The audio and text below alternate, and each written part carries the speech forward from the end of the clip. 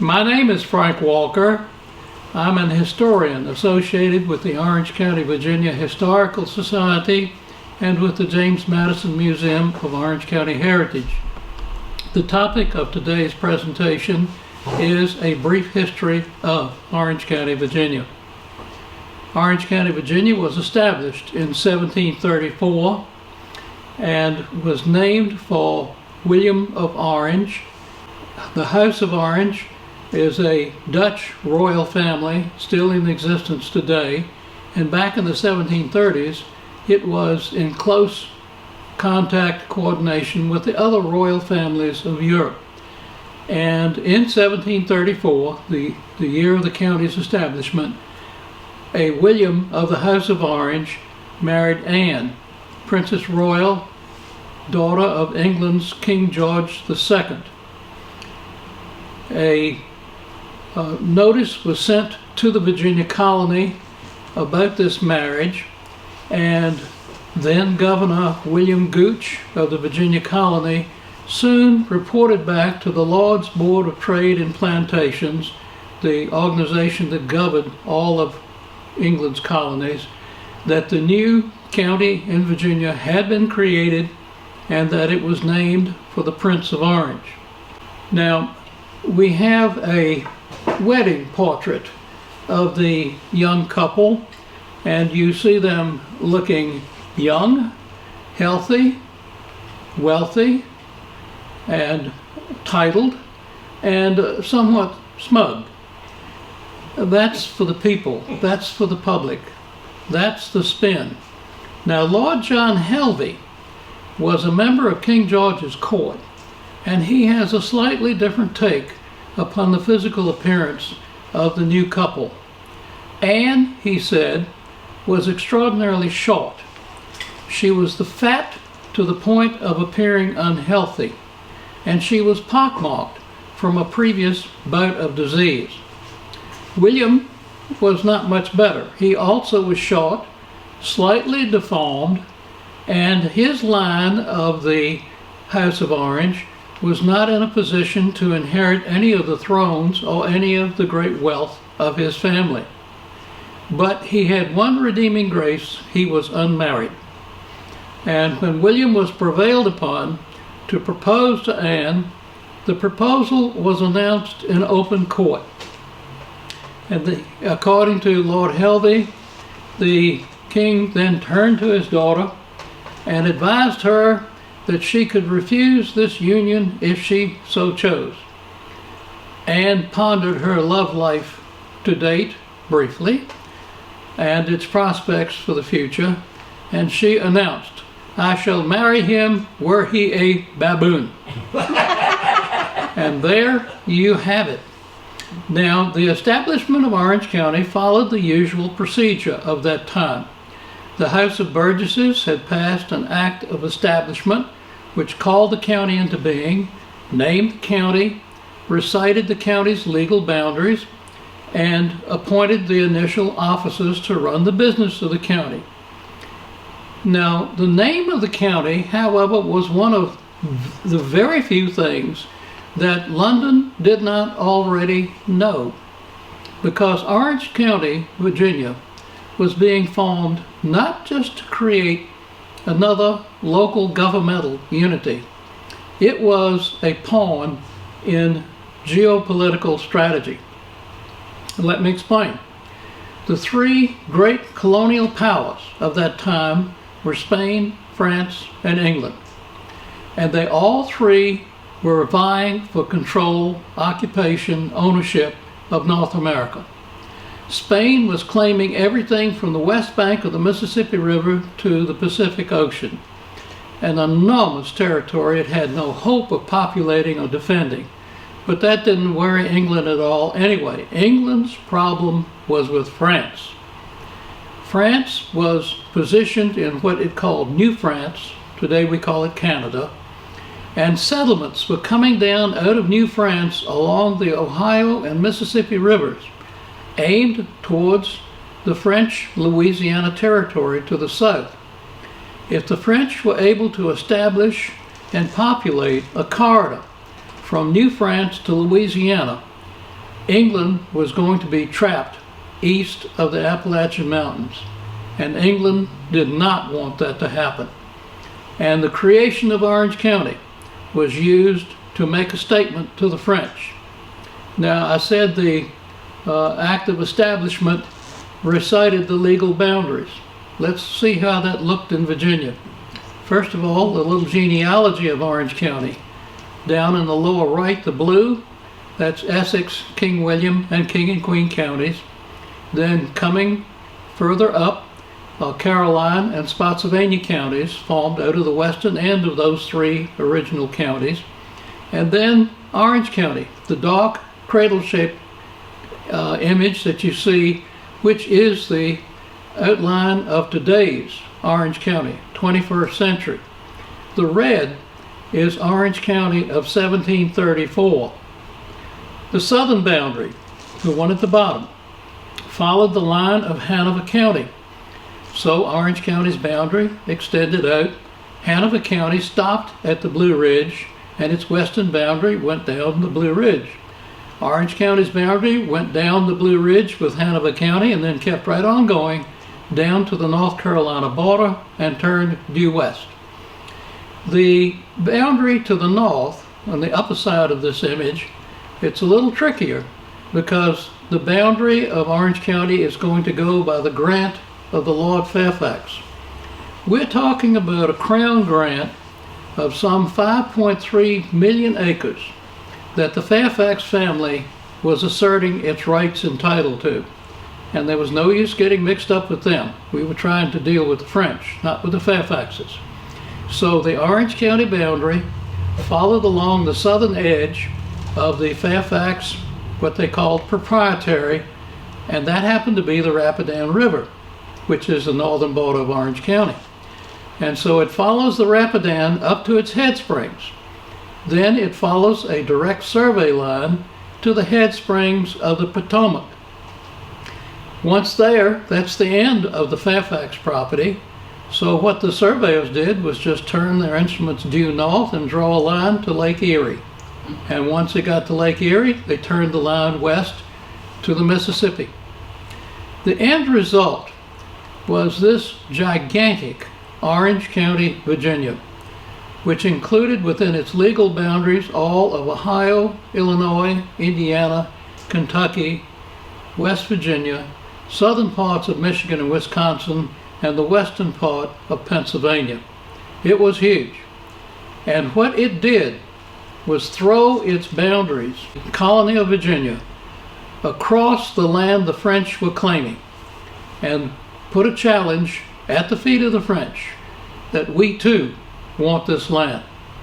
It was a challenge that would not be resolved until the French and Indian War, which would not be fought for slightly over 20 years. And the English won that and retained that land. That old Orange County retained it for Virginia. Orange County was actually cut off at the Blue Ridge Mountains in 1738, but all of that land out there remained Virginia. And when the American Revolution started, Governor Patrick Henry sent George Rogers Clark out into the Ohio country, as they called it, and by fighting and winning the battles of Kaskaskia, Cahokia, and Vincennes, he retained all of that land, all of old Orange County, for the new state of Virginia. Over time, more Virginia counties were created, and the state legislature ceded away territories to become states. The last piece of land to go of old Orange County was the Kentucky Territory, which the Virginia legislature authorized to become the state of Kentucky in 1792. So that's the geographic politics of Orange County. Now let's talk about the people. The evidence of people began some 12,000 years ago. Clovis spear points have been found. Archaic Indian camps have been found. So both the Paleo and the Archaic Indian eras were certainly represented in Orange County. They, of course, those eras and the people of those eras were gone by the time European settlers arrived at Jamestown Island in 1607. And in 1608, when Captain John Smith went up the Rappahannock River exploring, getting as far as today's Fredericksburg, a delegation of Native Americans from this area right here came to meet him. They identified themselves as Manahoacs, and they were speaking a variant of the Siouan language. In fact, they were connected with the Sioux of the Great Plains. And they told Smith about their two villages up on the Rapidan, Shakakonia and Stigara. They apparently did not tell him about a huge burial mound that we subsequently found on the Rapidan. A burial mound that sadly the Rapidan River is slowly eroding away, undercutting and washing away. There were two other language groups that had an impact on this area. The first are the Algonquin speakers, and the Powhatan Confederation of the Algonquin speakers was widely known and feared. The Powhatan Confederation basically stayed in the Tidewater area, tribes and villages in the Tidewater area of Virginia. The biggest impact that they had on this area and everywhere else in the Virginia colony was the two massacres that were launched in 1622 and 1644. The first massacre killed between a third and a quarter of the entire European population of the Virginia colony. It was a disaster, but it did not run the Europeans into the ocean, and by the time of the 1644 massacre, all it did was create a massive retaliation against the Powhatans, against the Algonquins, and drive them into reservations and basically break the Powhatan Confederation.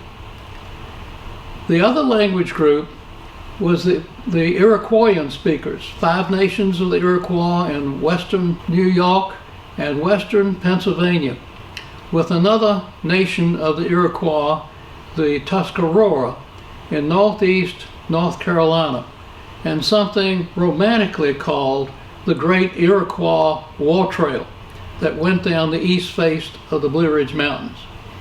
Now that's what was there in 1608 and what John Smith reported back to London. However, when a young German by the name of John Lerderer came through this area in 1669, 1670, he reported that all of the Native Americans who'd been living in this area, the Manahoacs, they were gone.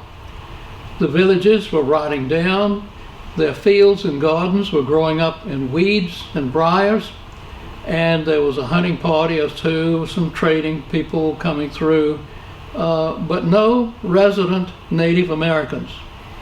This thus had become a no man's land, and it remained a no man's land until Alexander Spotswood came through here in 1716. Alexander Spotswood was truly larger than life. His first career was in the military, and he wound up as a full colonel and the quartermaster general for the Duke of Marlborough in the War of Spanish Succession.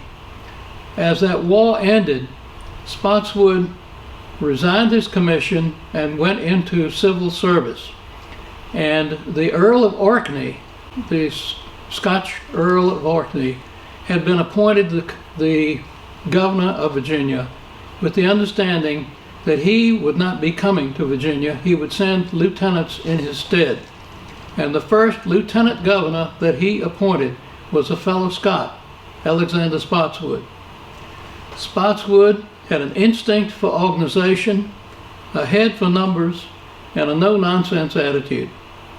And what he did to make Virginia as a colony, and then later as a state, long after he was dead, made Virginia a strong, well-organized, well-financed, militarily competent jurisdiction well up into the 19th century.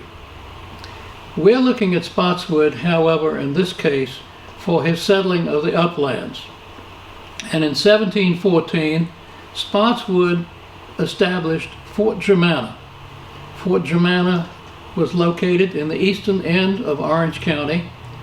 It was named for the indentured Germans who populated that fort, who established it and settled in it, and for Queen Anne, who was Spotswood's sovereign at that time. And in 1716, Spotswood led a group of adventurers and land speculators from Fort Germanna, again skirting the edge of the Fairfax Proprietary, up over the Blue Ridge at Swift Run Gap and into the valley. Now, it was not a grand exploration of uncharted wilderness. By 1716, there were plenty of hunters and trappers and traders who knew the trails and knew the passes through the mountains. But the land speculators had not.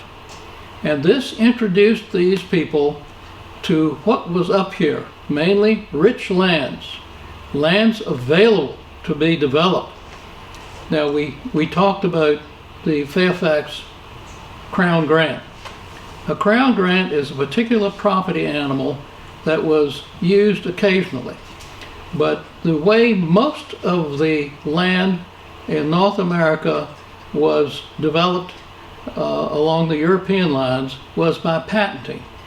You would apply to develop a particular piece of property, and if you qualified, you were given the right to do development on that property for a limited period of time. And at the end of that period of time, if the inspection revealed that you had done sufficiently what was required, the land would then become yours, not until then.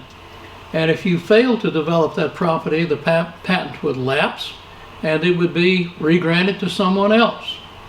And the very first patent of what would be Orange County land was taken out in 1722 by Colonel James Taylor II. He had ridden with Spotswood on that ride, and he, like the others who had gone on that ride, had become known as the Knights of the Golden Horseshoe. So Taylor was one of the knights, and he patented in 1722 8,500 acres in some of the best soil that Orange County had. And you'll notice a line of patents down through the county. They are following the rich soil. Keep in mind that in that era, your physical health as well as your wealth was dependent upon the soil that you were farming. And the rich land in Orange County was snapped up even before the county was formed, even before its establishment. So with the patenting process, the land that would become Orange County began to be developed, and it began to be populated. There's no question that our first two citizens of Orange County are indeed Alexander Spotswood, who had a home at Germanna, in addition to several other homes elsewhere, and James Madison Jr.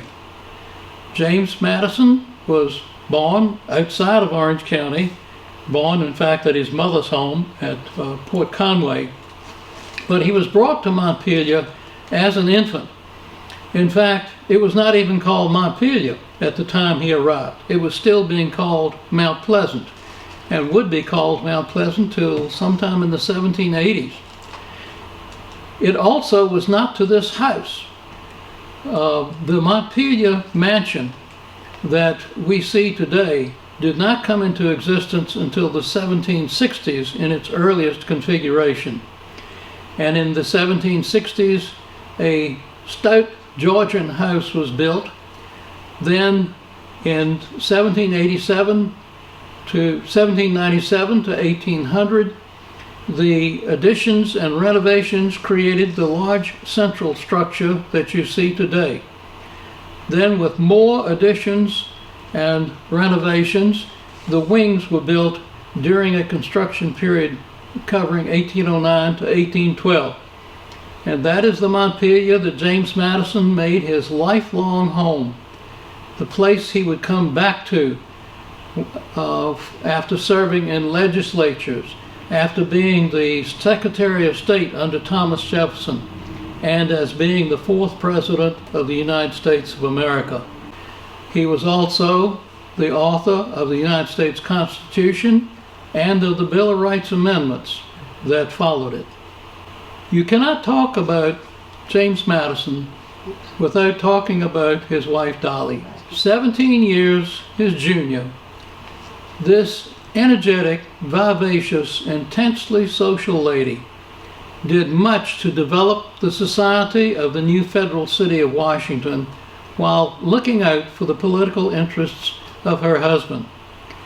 At her funeral, President Zachary Taylor called her America's First Lady, the first person to ever receive that title, and it was justifiably earned. I wish to talk, however, particularly about the relationship and dealings of Dolly Madison with one of the Montpelier slaves, Paul Jennings. Paul had, at a very young age, had become a personal servant of James Madison. And when Madison was made president of the U.S., Paul went with him. And from age 10 to age 18, whenever Madison was in the White House, Paul was in the White House with him, living in the East Room, which he said was unfinished at the time. Madison's term of office expires. He comes back to Montpelier. Paul, of course, comes with him. Madison dies in 1836, and Paul Jennings at that point becomes Dolly's property. Dolly takes him to Washington in 1837, and she very shortly hires him out as a personal servant. She simply cannot afford to keep Jennings if she wanted to. She was destitute and being hounded by creditors at that point. Ultimately, Dolly sells Montpelier in 1844 and sells Jennings in 1846. She sells him to an insurance agent for some reason, and New Hampshire Senator Daniel Webster, an ardent abolitionist who already knows Jennings, learns about it and goes to the person who bought Jennings. And this person sells Jennings to Daniel Webster for less than he paid Dolly. It sounds as though he was trying to just give Dolly some money and she took whatever he offered. But Webster became the owner of Paul Jennings and promptly set him free. And the record of Paul Jennings as a freedman is something worthy of emulation in terms of what he thought was important and how he went about it. He got himself a job at the newly created Federal Pension Office. He bought a house lot in Northwest Washington and proceeded to build a home there. And his children started moving to get closer to him. In fact, one of his sons moved into his house with him. And with the assistance of an antiquarian who had become very interested in Jennings' history and background, Paul Jennings published a book of reminiscences of his White House years, a feat that in its day was considered unprecedented, singular for a person who came from Jennings' background. Jennings also became an active abolitionist and helped in the planning of a massive slave escape, which unfortunately went awry. And when the American Civil War erupted, Jennings authorized his 3 sons to join the Union military. But Paul Jennings is not the only Orange County African American hero. Call to your attention George Gilmore, born 1810 at Montpelier as a slave. Emancipation occurs, and George is able to buy 16 acres of land from a nephew of President Madison, a property that actually adjoined the old Montpelier estate. George and his wife Polly proceeded to build a cabin, as you see in the image there, and raised their family, and George farmed that land. And it is the only freedman's farm that is available to public view in America. Another African American hero from Orange County is Edna Lewis. Born in Freetown, Orange County, Freetown was one of the 15 freedmen's villages that appeared after emancipation as the former slaves began to gather and build communities. Edna herself became interested in natural foods and food preparation at an early age.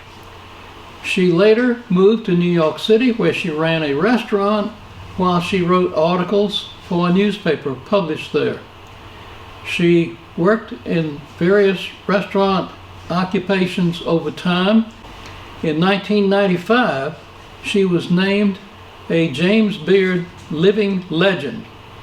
James Beard's interesting in himself, a world-famous chef, and he was in the middle of the McDonald's and other fast food operations. He called his philosophy slow food.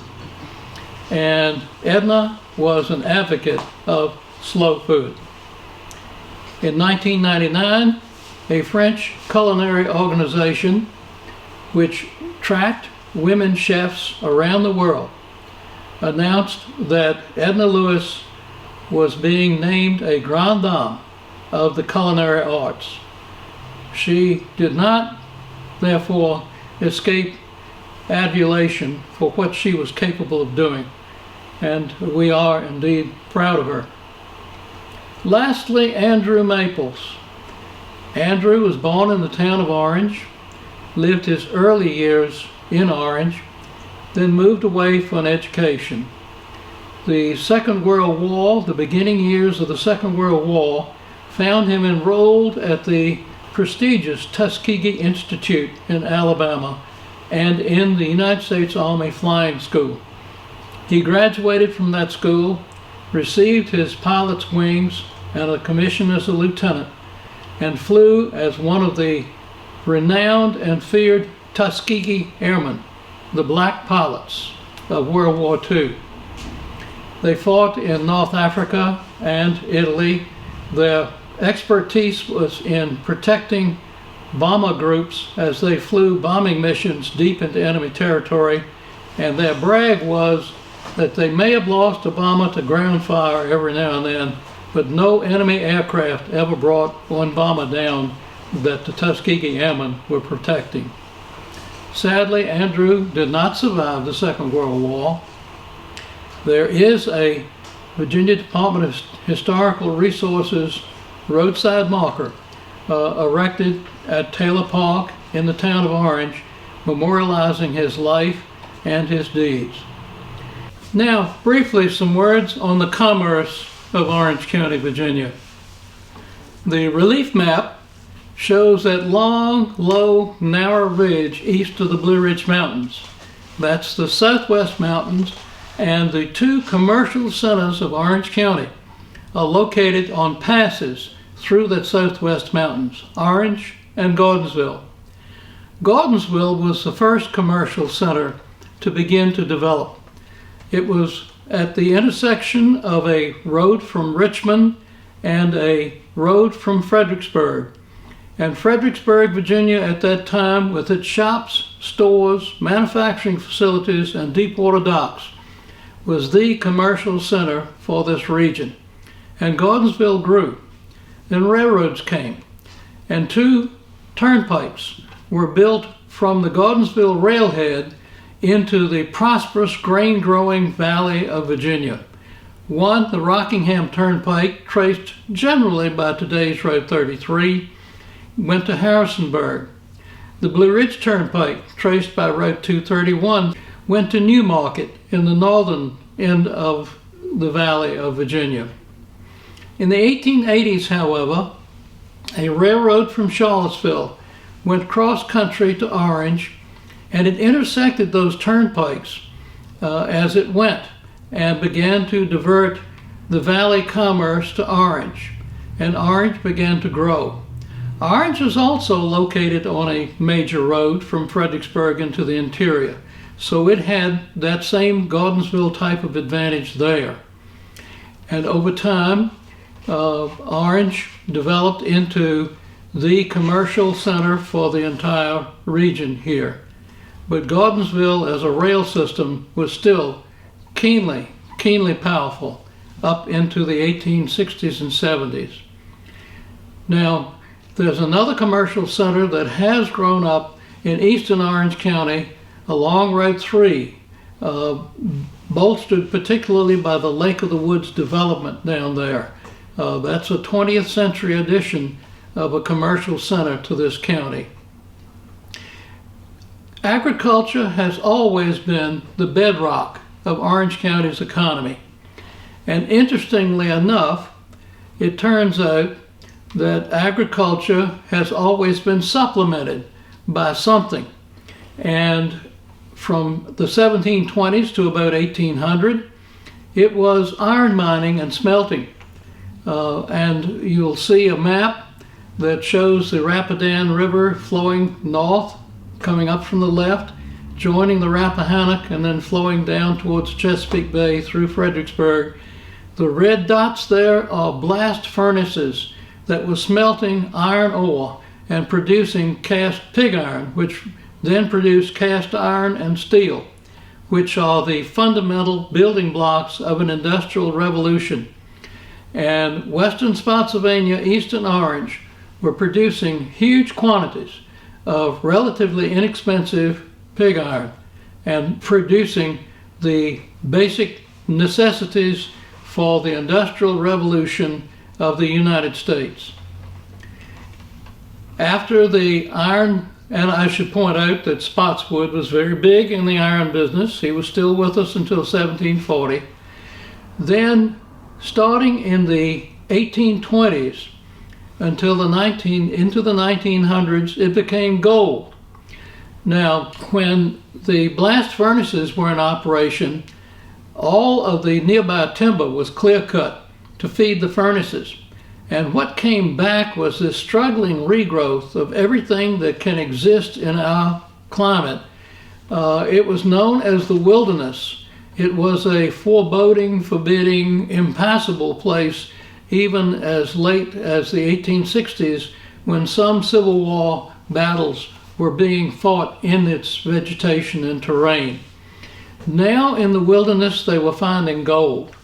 And from 1827 until 1938, gold was mined off and on in western Spotsylvania, eastern Orange County, with Virginia at one time being the top gold producer in the United States, and with the Vaucluse mine in Orange County being one of the top producers in Virginia. The image that you see is a 120 horsepower steam engine that was built in Cornwall, England in the 1830s, and it powered the Vaucluse operations until electricity reached that part of Orange County in the early 1900s. You see the engine as it is being removed from the Vaucluse site by industrialist Henry Ford, who is taking it to his museum in Michigan. Agriculture is still the bedrock of our economy, and in fact, the latest numbers that we have tell us that crop production in terms of market value in Orange County ranks it first in the state of Virginia. Interesting, considering our location to such populated areas as we are. But you can see the farmers with their huge machines operating around us as they are renting and owning thousands of acres. The supplement for agriculture these days is what I guess you might call unconventional agriculture, but it has been with us for so long, it has really become sort of conventional. I'm talking about, for example, vineyards and wineries. Orange County was very early in the reintroduction of vineyards and wineries to the state's economy. Orange County was a leader for a number of years. It is still a vital part of the county's economy and will remain so. The interesting thing is the other supplement we have is from greenhouse, nursery, and landscape products. And Orange County is the #1 producer of those items in terms of market value in the state of Virginia. One brief example, one greenhouse operation of the several that we have in the county has 45 acres under roof and another 20 acres outdoor growing. It can be seen from space. At Christmas time, they sell over 15 acres of poinsettias. That's a lot of support for the Orange County economy. We've also added another version, another support for Orange County's economy, and that's tourism. There can be a downside, and the particular image you're seeing there, we were not real happy to receive these tourists. In fact, from 1861 to 1865, when they came looking around, they made us very uncomfortable. In fact, in December of 1863, there were over 130,000 shivering Union and Confederate soldiers in Orange County facing each other across a little stream called Mine Run. Sub-freezing temperatures, tremendous human suffering even without war, and the winter weather finally convinced the military leaders to cancel their plans and start again in warmer weather in the spring. We had the Confederate Army of Northern Virginia, Robert E. Lee's army, spend the winter of 1863-64 in Orange County behind a 20-mile-long complex of earthworks along the Rapidan River. When my eyesight was good enough to take tour groups out, I could take a group to Saunders Field, and Route 20, that road from Fredericksburg, goes through Saunders Field in eastern Orange County. And I'd stand them out there on the ground, and I'd say, where you're standing in May of 1863 was the Confederate rear for the fighting at Chancellorsville. Without moving, where you're standing in November of 1863 was the Federal rear for the fighting at Mine Run. And without moving, where you're standing in May of 1864, the Battle of the Wilderness would be raging around you. Civil War history came to Orange County in waves and layers. We were very happy when those tourists finally went home. On the other hand, a war brought us a tourist who fell in love with the United States, with America, and who came to Orange County, and we fell in love with him. He has a French name, and the videographer for this particular presentation is Phil Audebert of AHA Productions. He spells his last name A-U-D-I-B-E-R-T.